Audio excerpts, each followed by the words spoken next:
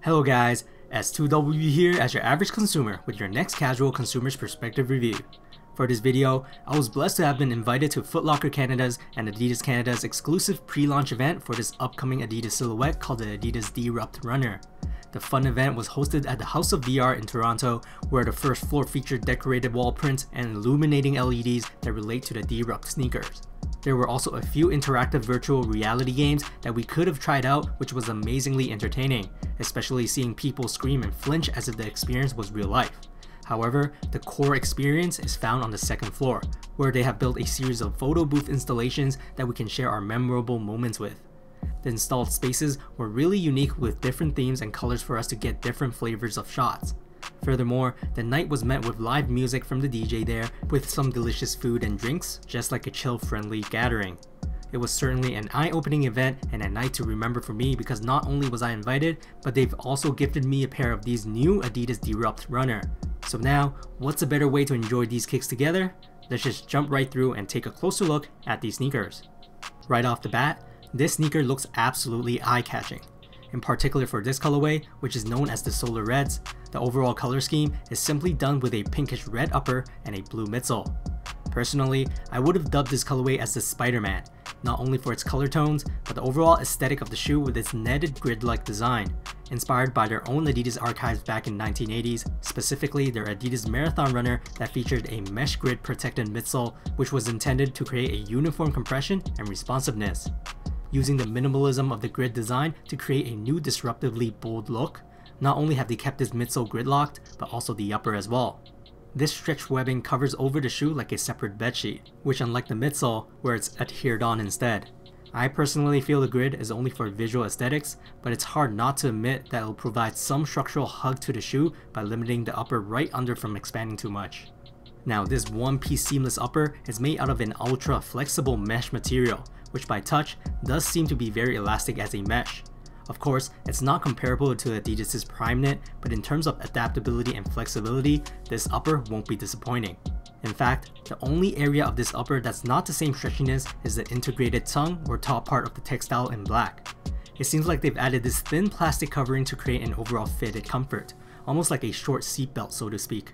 But I mean, it could just simply be another stylistic choice because at the tip of this plastic tongue is the Adidas trefoil logo. Basically, the lateral side and the medial mirrors each other in terms of appearance, besides one thing, and that is the additional Adidas logo branding found on the medial side patch overlay, with additional numbers at the bottom which I believe are coordinates. Moreover, this shoe comes with some flat white nylon laces that threads through the upper cleanly rather than eyelets, a design most popularly seen on the Adidas Yeezy 350s and some of the newer NMD silhouettes. It's quite difficult to see under this net, but they have protected the eye stays with a red plastic overlay so that the net around that area is reinforced in case we tie the laces too tightly. In case we don't like the white lacing of this shoe, they also came with another bag of black nylon laces that we can swap out with. Looking at the back of the sneakers, we have a premium synthetic suede heel patch with the Boss trefoil logo hanging at the back. Honestly, a staple design seen on a few other Adidas models as well. Taking a look inside the shoes, we have a thick removable ortholite insole that will provide us a plush comfort and performance. To further increase the compression, they have added zoned cushioning as well, offering certain area of the feet with additional soft padding. Honestly, one of the better insoles any shoe can get. There's also no padding around the inner wall linings of the heel and ankle areas similar to sneakers of this design.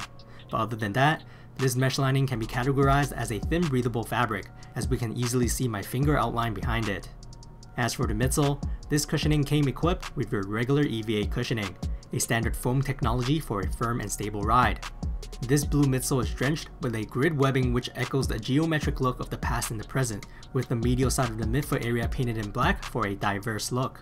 Finally, under the shoes, they have attached a black rubber outsole with grid-like windows and patterning to increase durability and traction against the floor.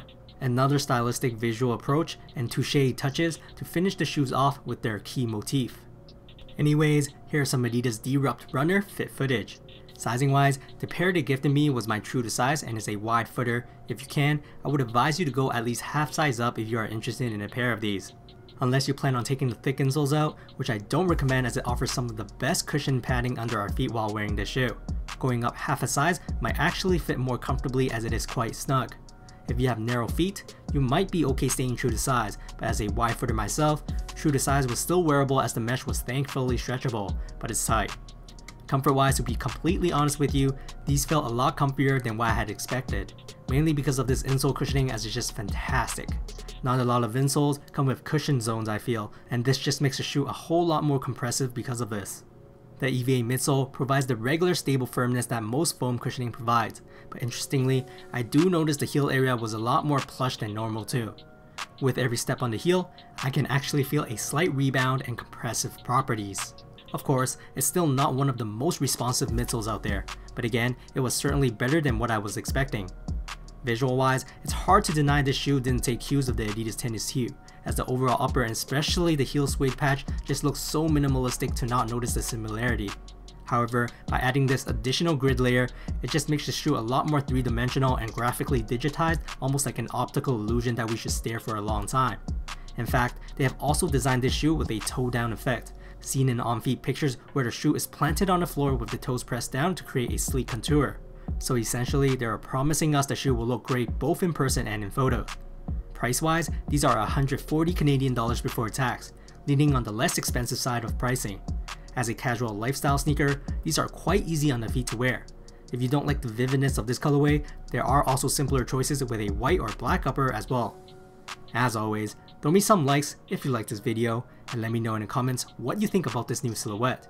You all know how I like my vibrant colorways, and with this contrasted netted finish, it just proves something simple can be so disruptive and eruptive as well.